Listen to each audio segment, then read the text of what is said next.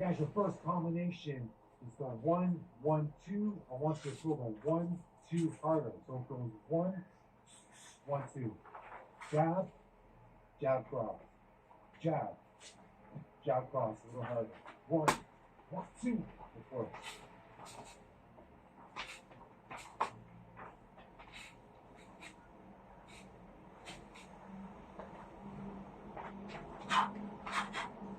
All right, let's go working with jab, jab, cross. And we'll work this portion as kind of a warm-up.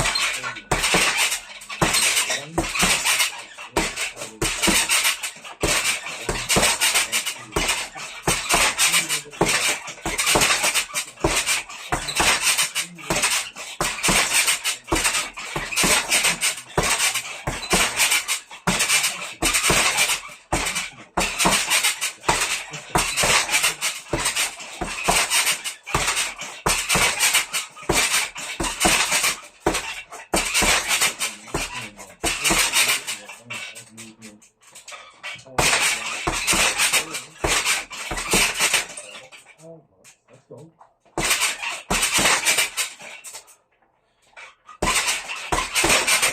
A little harder shot. You're not going a little bit harder. 1 minute, everything works out. Now we're going to go cross, 3 body cross. That's 2, hook to the body, 2. So 2, 3 body, 2.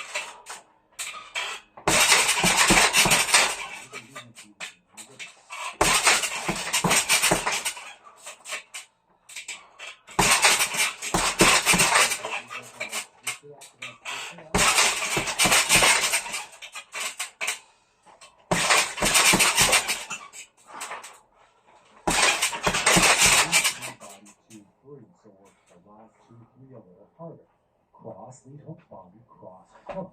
2, 3. Let's go.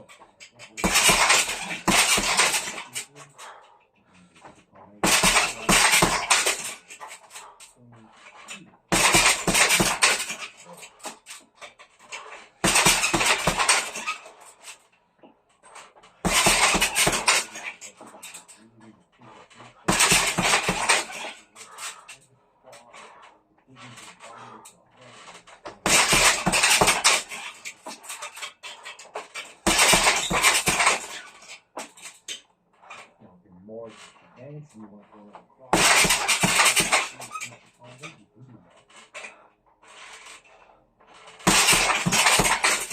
Just over 1 minute left in round number 1. You're going to step in with that hook and then step back and throw a cross. Step in with the 3, step back to the 2.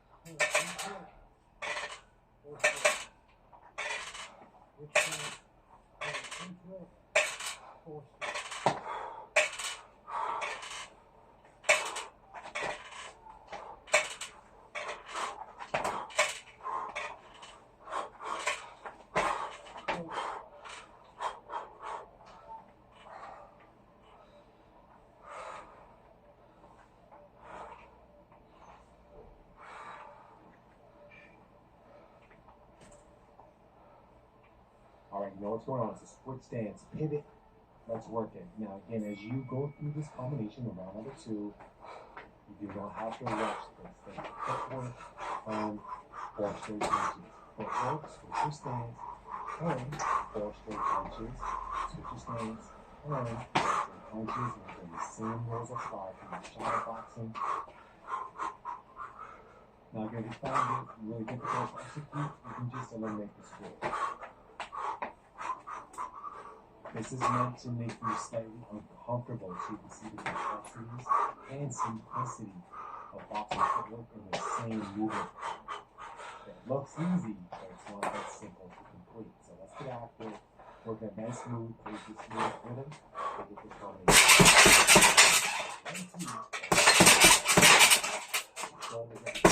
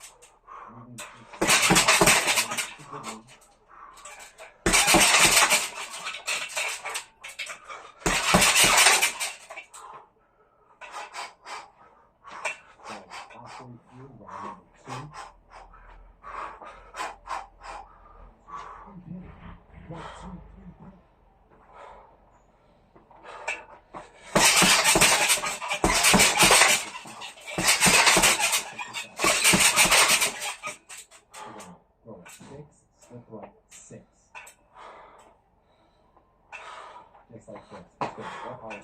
1, 2, 4, 6, 7, 6. Let's go. 1, 2, 3, 4. Right uppercut. Slip right. Right uppercut. Let's go. 1, 2, 3, 4. Right uppercut. Slip. Right uppercut. Get back to work. Let's work on it.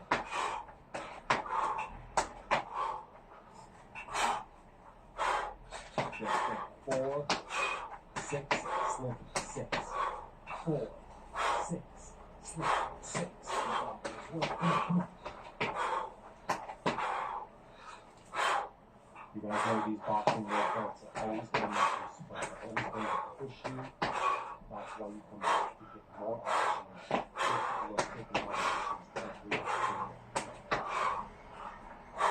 And when you make some boxing combinations with full body, you get patterns right? And then I'll make sure you can go boxing combination. You're tired, so let's work. 1, 2, 3, hook, pivot. Let's go. 1, 2, 3, hook, pivot. You know how to execute it.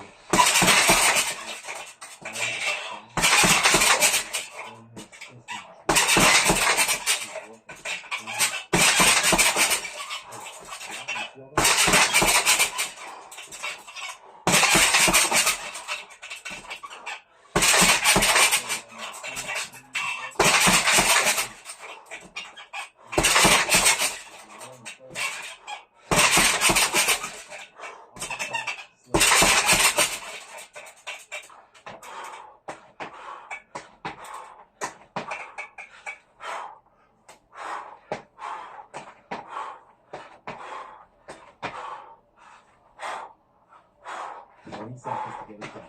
Finish the round straight. You got it. Come on, baby. Let's get it. Fighters. Warriors. Finish strong. 10 seconds.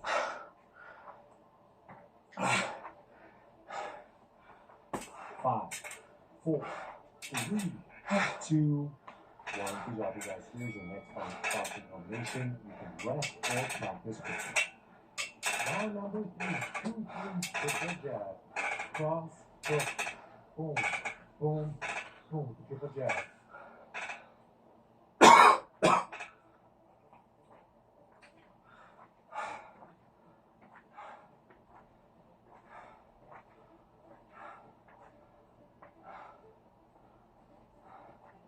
Guys, ready? Let's go. The 2, 3, then a triple jab. Cross, lead, hook, triple jab. Ready? 2, 3.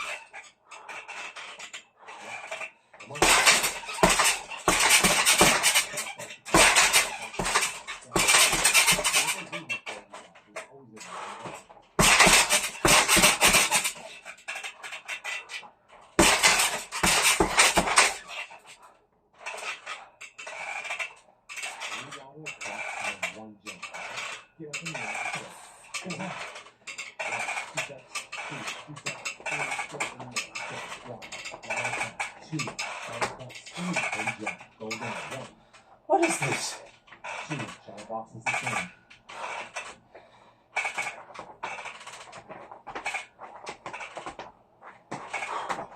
Come on, come on.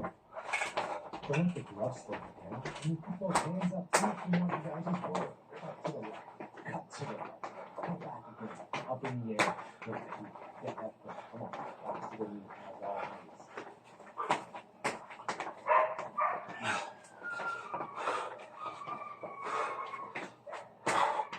3 minutes to go. Round number 3. Come on, squad. Now I want you to work single power shot. Lead into the bed, 1 punch at a time. Let's go. Single power. Boom. Boom. Boom.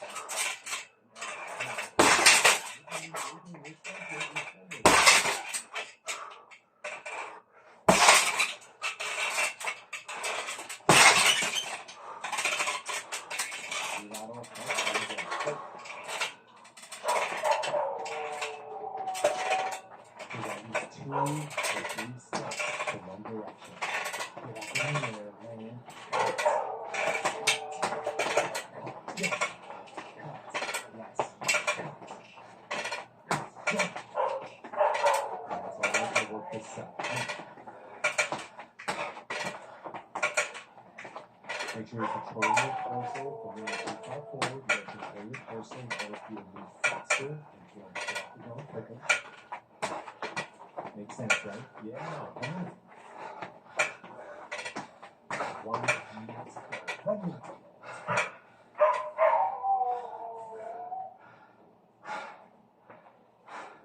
got this. You got this, guys.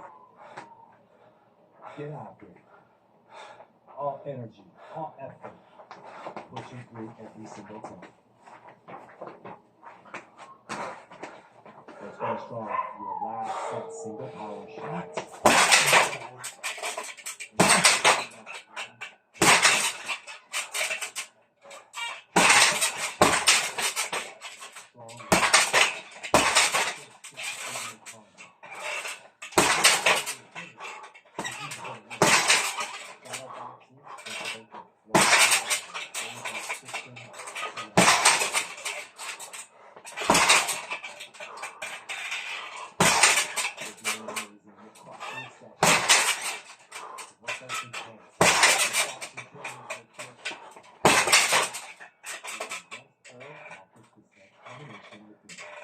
Round number 4 split steps, and duck right 1, duck left 2, times 4. Looks like this. 1, 2, 3, 4. Duck to the side, cross, duck to the side, jab, back here, back here, back here.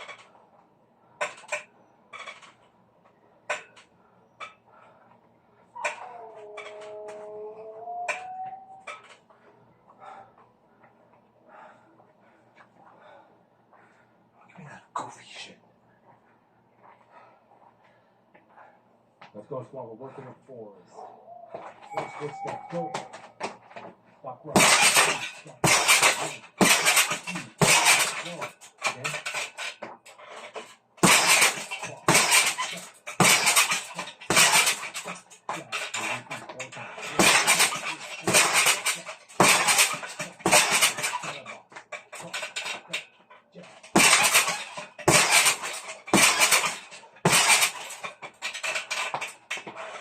Doing this,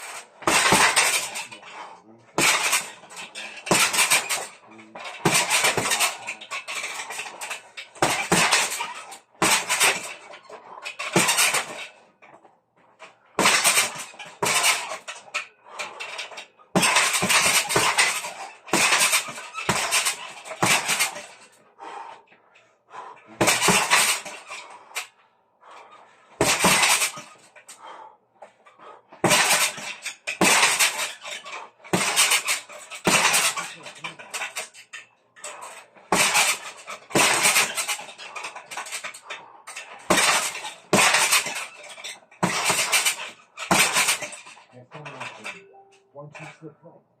6, 3, 6. Duck right. Duck left. 1, 2, slip right. 6, 3, 6. Duck right.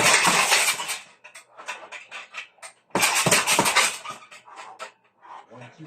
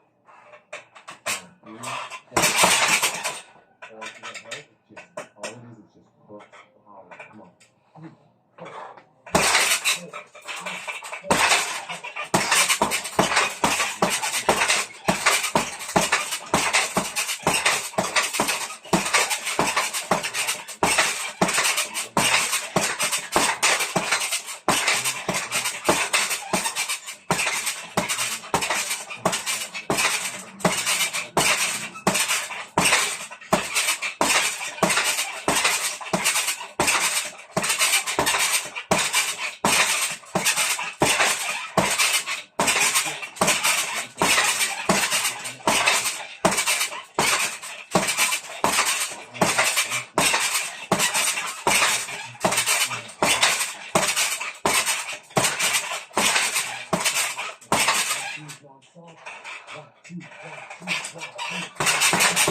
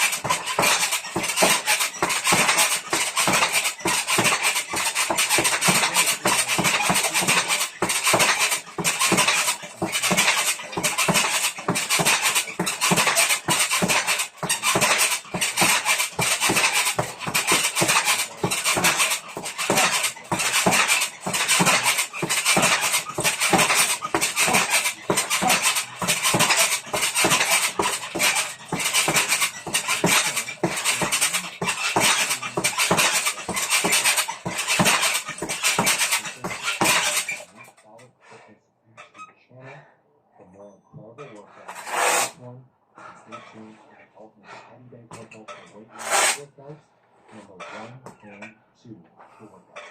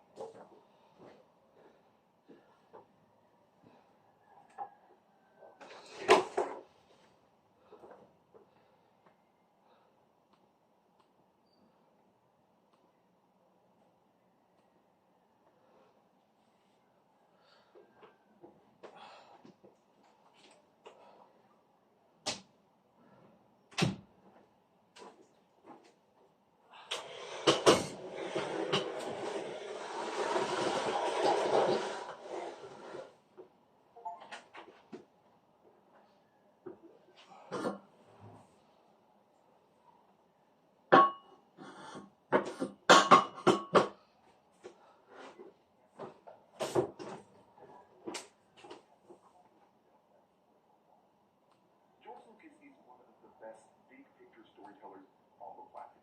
I can't tell you how many of my clients have modeled their scripts and novels after the lore, world building, and sprawling intergalactic history. But in that same respect, Lucas has a gaping, Sarlacc side in his ability to write small-scale storytelling, such as dialogue, sound, or creating names, such as this shady drug dealer literally being named, and I'm not making this up, Ellen in Bagada. And honestly, moving past George Lucas, Star Wars as a whole has had considerable problems with the micro elements of storytelling. The plots and events taking place within the movies are so grandiose and vastly non-physical that I was able to make nearly an hour-long video on the shortcomings of just episode 9. And honestly, that video could have been 5 times as long and still not have gotten to everyone. A lot of people say Star Wars peaked at episode 5, which embarrassingly is serious. Decades ago, the general consensus within the community that everything after the Empire Strikes Back is either comparable or considerably worse. And that creates an interesting question to entertain. Are big-scale movies the best medium for Star Wars? Now, I know this topic might seem strange on its face. Star Wars started as movies and has been successful as movies, earning an irresponsible $40 billion at the box office. But I'm not talking about movies being a core medium for Star Wars as a business model. I'm talking about how movies regularly cripple Star Wars on a narrative level. If you take a close look at the list of Star Wars fiction, you'll start to notice that some of the most beloved and well-executed entries are not movies. Some people consider the Knights of the Old Republic games to be some of the best RPGs ever made.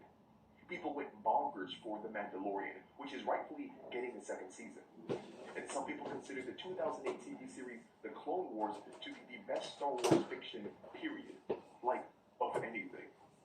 But the Star Wars fiction I would like to talk about in this video is actually the 2008 Clone Wars' Emmy-winning predecessor, the 2003 Clone Wars. In my assessment, I believe this Clone Wars micro-series accentuated all of the narrative strengths of the Star Wars franchise while simultaneously doing away with so much of what the core theatrical releases do wrong. Since this channel and all of my videos are based in being a helpful guide to writers both experienced and novice, I think it is important for writers to understand how a fiction's strengths and weaknesses are affected by how it is delivered to an audience. And 2003's Clone Wars is therefore perfect to use as a case study, because not only is it one of the most unique Star Wars fictions, its release and distribution was unlike anything else in Star Wars history.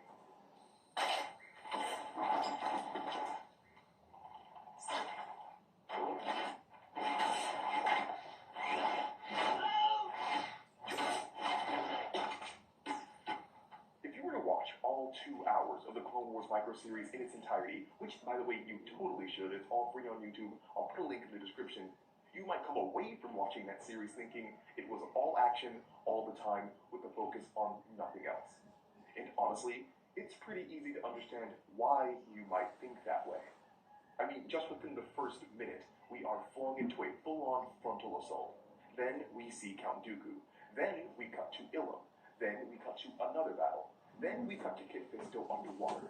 Then we cut to Mace doing Windu things. And again, this is in a minute. The Clone Wars micro-series is without a doubt the fastest paced and most action-oriented Star Wars fiction ever released. But yet, somehow, nearly paradoxically, that same action-oriented series won 2 Emmys, is venerated as one of the top animations Cartoon Network has ever put out, and was so successful that it spawned its own spin-off series. And for the average viewer or average writer watching the Clone Wars micro-series, they might attribute its massive success to the rule of cool. Now, many of you might have heard of the rule of cool in relation to Dungeons and Dragons, specifically from the ultra-talented Matt Mercer of Critical Role. But the rule of cool has existed long before any of us, perhaps even since the advent of entertaining fiction. TV Tropes, the website that I recommend you keep far away from because you'll never find your way out, has one of my favorite definitions for the rule of cool. In a nutshell, it is the inclusion of something in a story fundamentally because it is either wicked sweet or awesome. The rule of cool acts as a superseding guiding light for writers, giving them carte blanche freedom to include even the most ridiculous, nonsensical, or over-the-top elements into their fiction. The only requirement being that it makes the audience's jaw drop to the floor. The rule of cool is why Jurassic World had a Velociraptor ride a T-Rex, or why Transformers had Optimus Prime ride a T-Rex, or why T-Rexes are in fiction at all, because they're freaking awesome. Heck, the rule of cool is the sole reason the Fast and Furious franchise can even exist. And to bring this crazy train back to Star Wars, many people feel that the rule of cool defines the Clone Wars. The micro-series is undoubtedly cool and unabashedly caters towards action, set pieces, and dazzling animation. But to say the Clone Wars succeeds because of the rule of cool is to sell it short. Sure, it's empowered by the rule of cool. It maybe even looks like it prioritizes style over substance. But the rule of cool by itself does not win you Emmys or Oscars. Many films rely solely on just being visual spectacles and subsequently fail to garner any real praise or attention. And the Oscar goes to, for Suicide Squad, Alessandro Bertolazzi, Giorgio Gregorini, and Christopher Nelson. Okay, that is not fair, and we are not talking about that. The thing we should focus on is that something was going on behind the scenes with the writing of the Clone Wars micro-series that caused its surface to look simple and shallow, but led to its actual makeup being deeply engaging and complex. And probably the best place to start would be by talking about this man, Genndy Tartakovsky.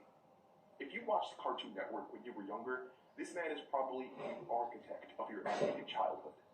In the early 2000s, Star Wars was knee-deep in its prequel trilogy. And that meant merchandising companies like Hasbro were knee-deep in cash from all the sales they were generating. Hasbro, like any good money-grubbing capitalistic megacorp, wanted to make sure that there was continued hype between the time of release for Star Wars Episode 2 and Episode 3. LucasArts promptly contacted Cartoon Network, who had done great work for Hasbro with Transformers, leading to LucasArts proposing an idea to create a Star Wars micro-series. The notion was to air 60-second Star Wars shorts before and after primetime cartoons in order to whet the appetites of kids for revenge of the Sith. Cartoon Network, liking money, eagerly accepted LucasArts' offer and threw their best man at the project, Genndy Tartakovsky, who had recently wrapped up his all-time great show, Samurai Jack. Now, for you writers, if you're thinking that a multi-billion-dollar company asking a man to create a competent, coherent, entertaining miniseries comprised of 1-minute episodes for the most beloved sci-fi IP on the planet would be difficult and a lot of pressure, you would be right. Which is why Genndy negotiated the much more liberating wiggle room of having 3 whole minutes per episode. And Genndy Tartakovsky, being the expert storyteller he was and is, didn't just want to put out any old micro-series. He wanted to develop a series that had, quote, a band of brothers feel to it, where its episodes had different battles and strategies during the Clone Wars. And if you don't know, let me have the pleasure of telling you, this was insane. Band of Brothers is considered to be one of the greatest television shows of all time, and followed the harrowing, truly horrifyingly realistic exploits of the United States Army in World War II on 60-minute episodes. And Genndy wanted to translate that into 3-minute episodes of a cartoon where space wizards with glow sticks wave their hands to knock over kitchen appliances holding M4s. And he did it. Genndy's goal of showcasing the Clone Wars as real war acts as a decoder ring for why the series exists and succeeds as it does.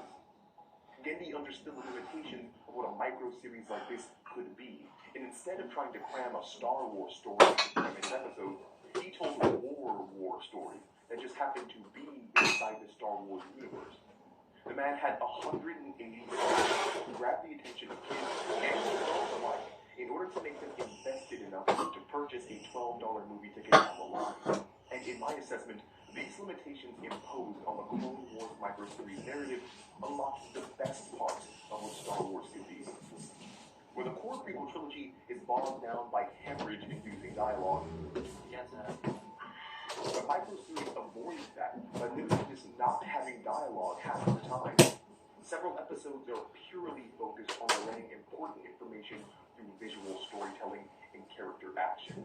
Much of the dialogue that does appear is in relation to the events of the war and conflict itself. where the core series might spend time bringing the narrative to a crawl to explain world building, I have been wondering, what are midichlorians? or worse, commercial trading alliances, the micro series doesn't bother because it doesn't have time for that. And even when it does, it doesn't matter, because the focus of the story requires no exposition, because the focus of the story is not really the machinations of the Sith, or the all-powerful presence of the Force, or the prophecy of the Chosen One. The focus is war, and how violent, unpredictable, all-consuming, and widespread it is, all of which need no exposition save for what can be shown visually. Where the core series always keeps us centered on a few key characters as they accomplish their specific goals, the Clone Wars micro-series allows us to simultaneously touch all parts of the galaxy. The Clone Wars at the time gave audiences the widest scope of any Star Wars story. We got to individually follow Obi-Wan, Stormtroopers, Anakin, Yoda, Padme, Mace Windu, Ki-Adi-Mundi, Asajj Ventress, and many others. Much of the micro-series felt like there was no main character, which worked well in achieving the narrative's goal of making us feel like this was an intergalactic war that affected all people equally. Where the core series was limited by the reality of what human actors could do coupled with CGI, the Clone Wars micro-series used animation to show us Jedi in their purest form. In my Incredibles video, I talked about director Brad Bird's view on animation being caricature. And that's not the reason to do animation anyway. The reason to do it is caricature. It means reducing something to its essence. So it becomes this, it's almost like boiled down to its essence. Well, animators do that not only with the style of how something looks, but how it moves. That outlook on animation's capabilities relates very well to the Clone Wars micro-series. The caricature, that distilled essence, is on full display in the Clone Wars. Samuel Jackson, as cool as he is, could never get away with doing this, because it would look silly and impossible. But animated Mace Windu? No problem. Yoda in Episode 5 wowed us by slowly lifting an X-Wing with the Force. But Clone Wars Yoda can flash his fingers and banish entire tanks and dropships to the Shadow Realm. One of the biggest reasons the Clone Wars miniseries is so beloved by Star Wars fans is because it shows the Jedi as cool as they have ever and maybe will ever be. The animation of the series allows the Jedi to be the truly awe-inspiring galactic warriors that Star Wars has always built them up to be. The micro-series treats them as equivalent to whole armies. And I'm not being hyperbolic. I mean that literally. I have a visual. Jedi? I think so. How many? 1,000? No. 80? No, sir. What? 50? Less. 40? Come on, how many? 2. And that establishment of the Jedi's overwhelming power directly contributes to the most threatening antagonist in Star Wars history, animated Grievous.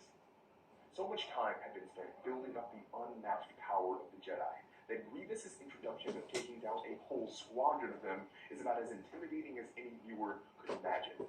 The micro-series created a Grievous unlike any antagonist we had seen before in Star Wars. He is handled more like a horror movie monster than a typical villain, and all that works on a narrative level to establish his character and the menace behind it. The Clone Wars Grievous is a bone-light, dead-eyed behemoth that will hunt you no matter where you are, and mercilessly kill you in ways you didn't think possible. And even Grievous was used as a tool for visual storytelling. His training against Dooku cements just how powerful the Sith are. Grievous was a character that could take down whole almost powerless next to the fully fledged Sith Lords. All these pieces that I mentioned work together to create a finished product that Star Wars fans have never seen before. And Genndy Tartakovsky and the rest of the creative team achieved this by understanding just how their fiction would be delivered to their audience.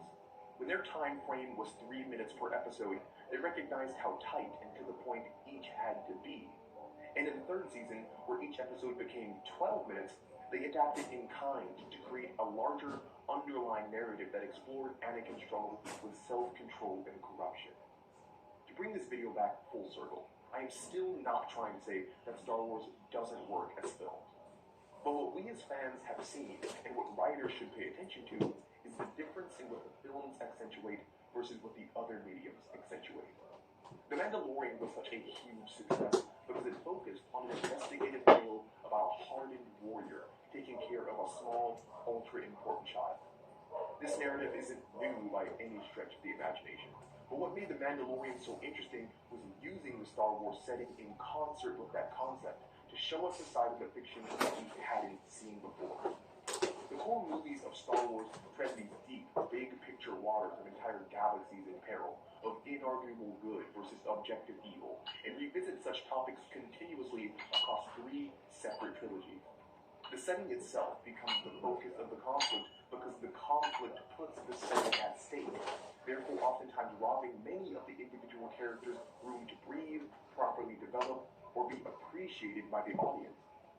But like The Mandalorian, the Clone Wars micro-series succeeds because the setting is merely there to give interesting context to the focus of the fiction. In this case, war.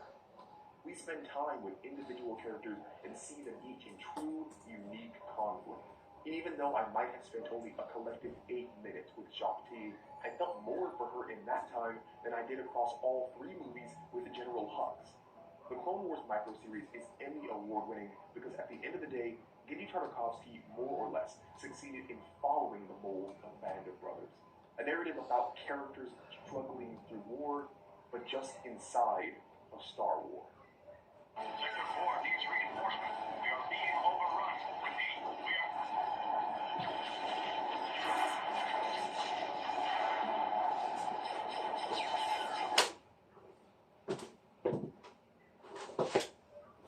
Recipe is a chicken keema. Why would I show you a chicken keema when I've already shown you several keemas in the past? Today's recipe is very different. A white colored chicken keema. Chicken malai keema.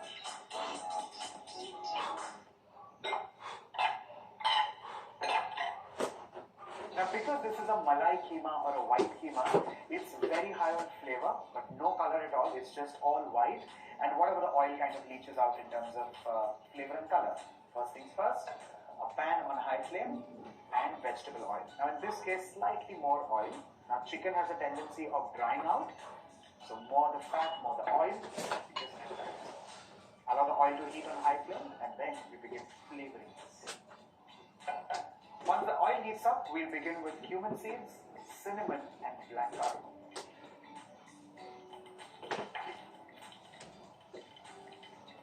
I'm going to immediately follow this with green chilies, dried red chilies, and finely chopped red onion. Once the onions just kind of begin to turn golden brown in color, I'm going to add in the mince of chicken. Now in this case, preferably if you can speak with the person who gets you poultry, if you can get the mince only of chicken thighs, then that has a lot of fat and that will add in to the beauty of the final finished product. Let's add in the mince.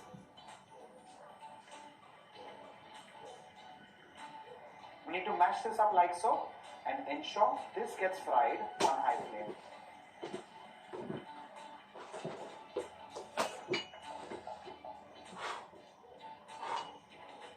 And time to bring in the rest of the ingredients, beginning with whipped curd,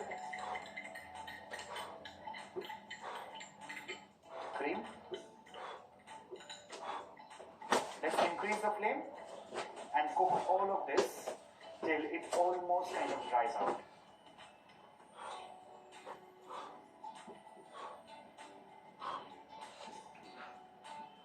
Time to add in some more flavors, beginning with salt, which is like a catalyst to bring out all the other flavors. Garam masala powder.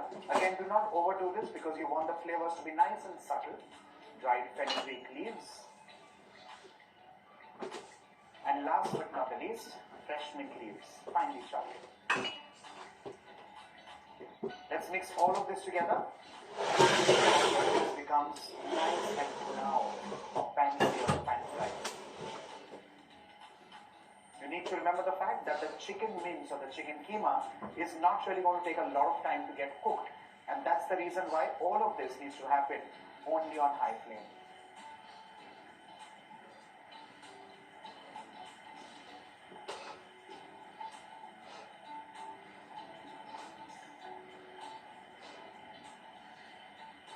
With this, your chicken keema is done and ready. Very quick, very simple, very easy. With this, off goes the flame.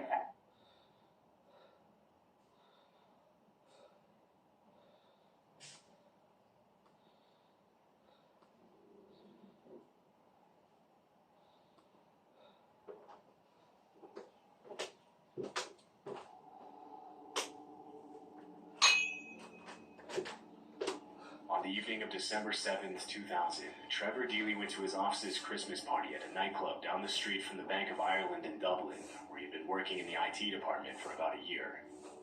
Upon leaving the party at 3:30 a.m., Trevor couldn't get a ride back to his apartment due to a massive taxi driver's strike, and his only option was to walk home through an area notorious for crime and gang violence. It was a 20-minute walk home, and since the bank was pretty much just up the street, Trevor decided to make a quick stop at his office to grab his umbrella before walking home in the rain. Strangely, the bank's CCTV footage shows a man dressed in black standing behind one of the pillars of the bank's gate. The man can be seen standing there for almost half an hour before Trevor arrives. A little after 3:30, the man in black pulls out his cell phone to take a call, and a few seconds later, Trevor walks by also on the phone. Police later determined that at that exact time, Trevor had made a phone call to a coworker who was still at the bank. The CCTV video shows Trevor arriving at the bank's front gate, and a second man dressed in black steps out of the shadows to talk to him. Trevor ends his call as he opens the gate and talks to the man in black. It doesn't look like they know each other, but Trevor doesn't seem to be scared or concerned. The man simply stands by the gate as Trevor walks in, and a few minutes later, the man in black walks out of the camera's view. Trevor's coworker reported that he and Trevor shared a cup of tea that night and talked about the party for a while, and that Trevor had also logged onto his work computer for a couple of minutes just before he left the bank at about 4 a.m. The CCTV footage shows Trevor stepping out onto the street and opening his umbrella before walking home. He didn't appear to be followed, and a few minutes later at about 4:06 a.m., he made a call to a friend to let him know that everything was alright and that he was on his way home. But since his friend was still asleep, he left a voicemail. That voicemail would be the last time that anyone heard from Trevor Deely. At 4:14 a.m., Trevor was seen walking by an ATM on a street about 15 minutes away from his apartment. Less than 30 seconds later, a man in black appears on the screen, apparently following Trevor. 16 years later in 2016, the CCTV footage was digitally enhanced, and police determined that the man in black from the bank was the same man who later followed him. This was the last footage where Trevor was seen alive. Although he missed work on Friday, his coworkers didn't seem to find it strange, considering that many other employees were still hungover from the party and had also taken a day off. But after his friends and family couldn't get in touch with him over the weekend, and he didn't show for work on Monday, he was immediately reported missing. Trevor's friends and family led the search from the beginning, and it was actually his friends and not the police who managed to get the disturbing footage from that evening. Unfortunately, they didn't have access to the footage until 4 days after his disappearance, which meant that the police had lost valuable time in the search for Trevor Deely. There may have been more CCTV footage of Trevor from that night, but at the time, CCTV cameras recorded their footage on VHS tapes, which were often recorded over with new footage, erasing the previous footage in the process. Over the years, several theories about Trevor's disappearance have surfaced, but none of them have been confirmed. Some have speculated that he might have been intoxicated that night, which may have caused him to fall into the water under the bridge and drown.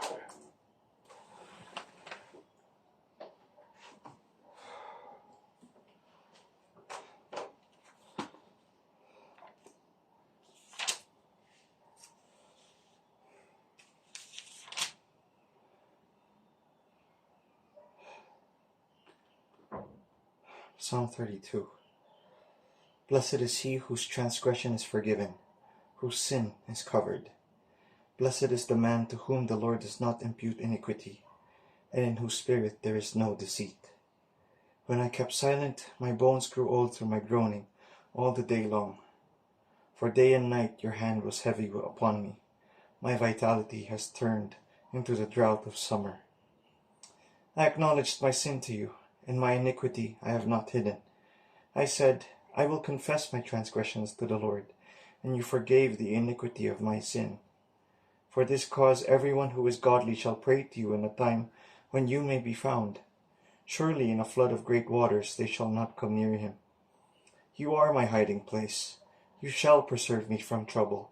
You shall surround me with songs of deliverance. I will instruct you and teach you in the way you should go. I will guide you with my eye.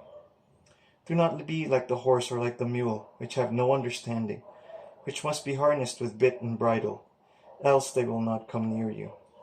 Many sorrows shall be to the wicked, but he who trusts in the Lord, mercy shall surround him. Be glad in the Lord and rejoice, you righteous, and shout for joy, all you upright in heart.